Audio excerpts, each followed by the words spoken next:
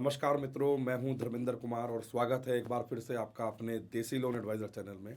आज का वीडियो मित्रों मैं बनाने वाला हूं उन सभी कस्टमर्स के लिए जो अपना होम लोन एग्रीमेंट डिस्बर्समेंट के लिए साइन करके आ चुके हैं स्टेट बैंक के आरएसीपीसी में या आरएसीसी में या ब्रांच में। तो अब उनको क्या प्रिफरेंस करनी है सो दैट जो उनकी रजिस्ट्री है वो स्मूथली हो पाए।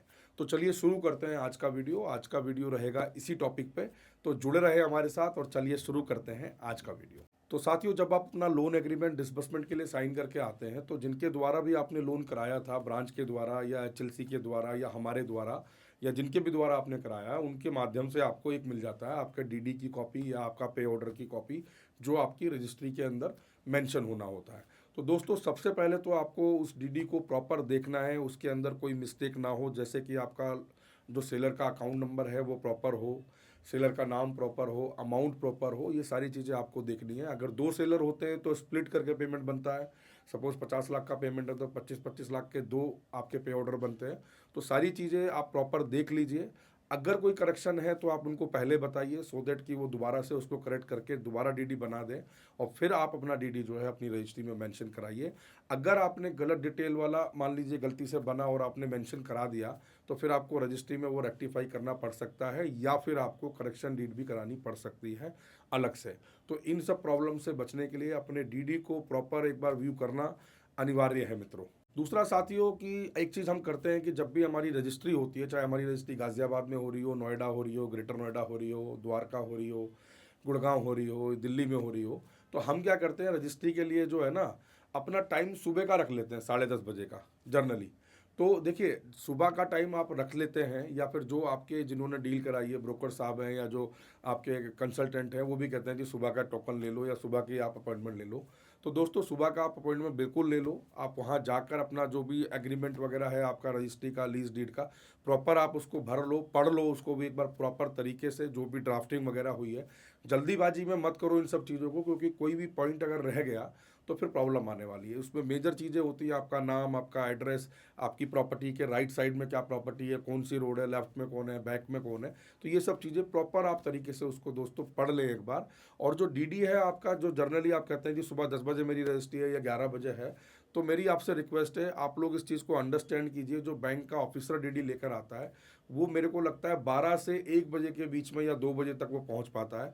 क्योंकि जर्नली क्या होता है, सपोज आपकी एक रजिस्ट्री मान लीजिए गाज़ियाबाद में है, तो गाज़ियाबाद में जो रजिस्ट्री है वो आपकी तो एक रजिस्ट्री है, बट जिस लोन सेंटर से आपने लोन कराया है हो सकता है कि वहाँ गाज़ियाबाद की आज 5 रजिस्ट्रियाँ हों या 10 रजिस्ट्रियाँ हों। तो जो ऑफिसर आएगा वो सारे के सारे 5 या 10 जो पे ऑर्डर से वो लेकर आएगा और सारे ही कस्टमर्स को वो डिलीवर करेगा। और जो आपकी रजिस्ट्री की जो डेट है दोस्तों, उसको बैंक ऑफिसर बहुत अच्छे से समझता है, उसकी ग्रेविटी को समझता है और उसके लिए भी वो इम्पोर्टेंस है कि वो डिलीवरी टाइम से हो जाए। बट सभी लोगों को एक टाइम पर देना दोस्तों जो है वो मुश्किल हो जाता है। तो थोड़ा सा आप कॉपरेट कीजिए। आप अपना डीडी की कॉपी आपको मिल गई है, आप उसमें एंट्री करा लीजिए अपनी रजिस्ट्री में, उसको पढ़ लीजिए, बाकी चीज़ें कर लीजिए, तब तक ऑफिसर आ जाएगा। क्योंकि जनरली क्या होता है, जिस दिन रजिस्ट्री होती है दोस्तों उसी दिन ऑफिसर जो है सुबह वो आपका जो पे ऑर्डर वगैरह है वो कलेक्ट करता है ब्रांच से, देन वो रूट बना के निकलता है।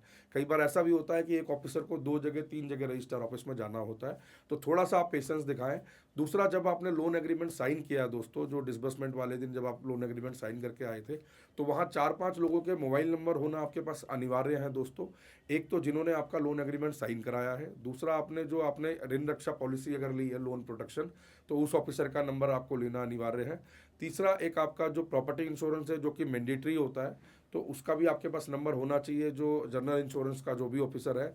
इसके अलावा दोस्तों, जो आरएसीपीसी का या आरएसीसी के जो हेड होते हैं, एजीएम या चीफ मैनेजर, आप उनसे मिलिए जाकर, उनको थैंक यू कीजिए कि आपका जो लोन प्रोसेस है वो टाइमली हो पाया है। तो आप उनको थैंक यू बोलिए, उनसे मिलिए और उनका मोबाइल नंबर आप जरूर ले लीजिए सो दैट अगर कोई भी प्रॉब्लम आती है तो आप उनसे कनेक्ट कर पाएँ और उनसे बात कर पाएँ। एक और इंपॉर्टेंट कॉन्टैक्ट नंबर है जो कि आपके पास होना अनिवार्य है, जो कि है मेंटेनेंस मैनेजर या मेंटेनेंस चीफ मैनेजर।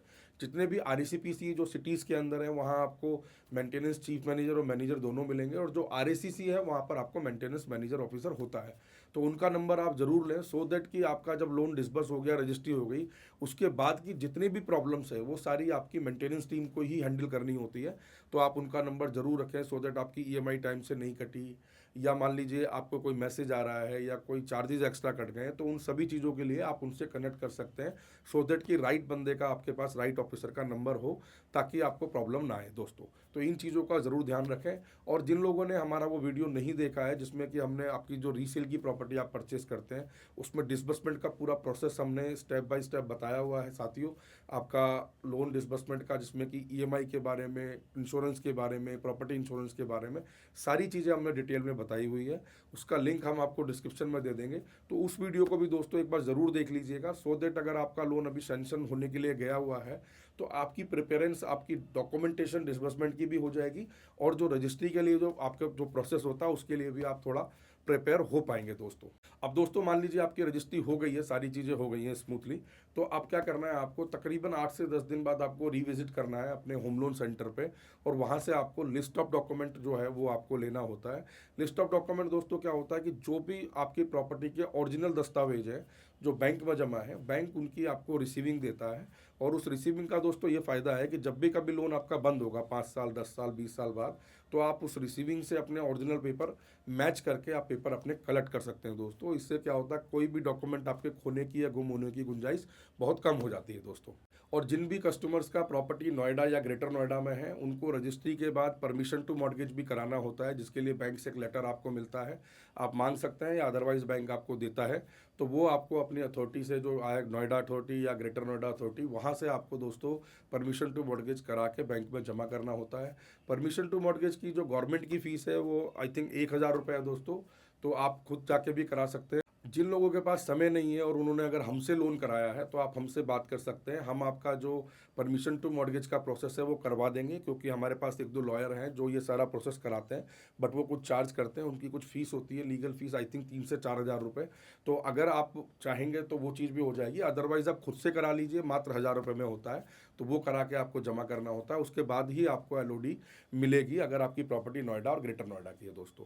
तो इस चीज़ का भी आप ज़रूर ध्यान रखें। तो साथियों, ये वीडियो अगर आपको अच्छा लगा हो तो हमारे चैनल को लाइक करें, शेयर करें, सब्सक्राइब करें, सो दैट जितना ज़्यादा आप शेयर करेंगे दोस्तों, ये वीडियो और लोगों तक जाएगा और लोगों की भी प्रिपेरेंस हो पाएगी कि किस प्रकार उनको डिसबर्समेंट के बाद सारी चीज़ें प्रोसेस करनी होती हैं, जिससे कि उनको भी कुछ आसानी हो पाए दोस्तों।